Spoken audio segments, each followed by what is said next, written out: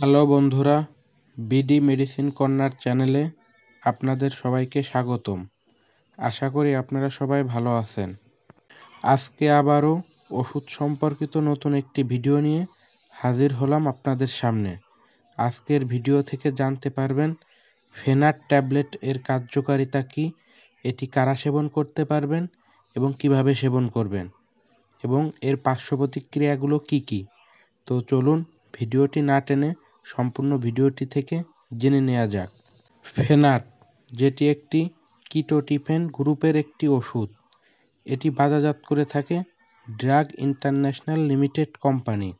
দৈনন্দিন জীবনে আপনারা অনেকেই এই ফেনাট ট্যাবলেটের সাথে সুপরিচিত, আবার অনেকেই আছেন দীর্ঘদিন ধরে এই ফেনাট ট্যাবলেটটি সেবন করে যাচ্ছেন। তবে এই ফেনাট ট্যাবলেটটির সঠিক কার্যকারিতা আপনারা অনেকেই জানেন না। সেবন করার পূর্বে সঠিক কার্যকারিতা জানাটা অত্যন্ত জরুরি।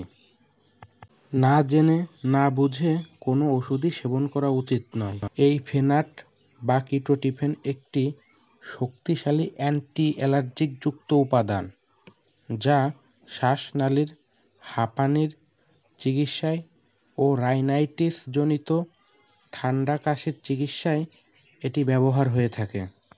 বুকে অতিরিক্ত কফ জমাট বাঁধা, নাকে অতিরিক্ত সর্দি জমাট বাঁধা, এসব ক্ষেত্রে এই ফেনাট ট্যাবলেটটি নির্দেশিত। তো আপনাদের মধ্যে যারা অতিরিক্ত ঠান্ডার সমস্যা রয়েছে, বুকে ঘন কফ জমাট বাঁধা রয়েছে কিংবা নাকে প্রচুর সর্দি জমাট বাঁধা রয়েছে, তাদের ক্ষেত্রে এই ফেনাট ট্যাবলেটটি অধিক কার্যকরী। এই ট্যাবলেটটি শুধুমাত্র প্রাপ্তবয়স্করাই সেবন করতে পারবেন। সাধারণত যাদের বয়স 18 বছরের ঊর্ধ্বে রয়েছে তারাই এই ফেনাট ট্যাবলেটটি সেবন করতে পারবেন। দিনে 2 বার, সকালে এবং রাত্রে খাবার পরে একটি করে ট্যাবলেট সেবন করতে হবে। এভাবে রোগের ধরন অনুযায়ী 15 দিন থেকে 1 মাস পর্যন্ত খাওয়া যেতে পারে, অথবা যে কোনো চিকিৎসকের পরামর্শ অনুযায়ী সেবন করতে পারেন।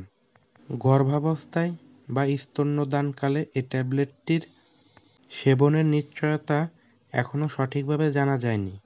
তবে এই অবস্থায় এই ট্যাবলেটটি সেবনে সতর্কতা অবলম্বন করতে হবে এবং অবশ্যই একজন রেজিস্টার্ড চিকিৎসকের পরামর্শ অনুযায়ী সেবন করতে হবে। আর পার্শ্ব প্রতিক্রিয়ার মধ্যে ফেনাট এই ট্যাবলেটটি অতিমাত্রায় গ্রহণে মুখ গহ্বরের শুষ্কতা, তন্দ্রাচ্ছন্নতা, মাথা ব্যথা, শ্বাস প্রশ্বাসের অসুবিধা দেখা দিতে পারে। তাছাড়া অতিমাত্রায় ক্ষতিকারক কোনো পার্শ্ব প্রতিক্রিয়া দেখা যায়নি। সকল প্রকার ওষুধ নিয়ম মাফিক এবং সঠিক সময়ে সেবন করবেন, তাহলেই জটিল ও কঠিন রোগ থেকে মুক্তি পাওয়া সম্ভব। আর সকল প্রকার ওষুধ শিশুদের নাগালের বাইরে রাখবেন। ধন্যবাদ।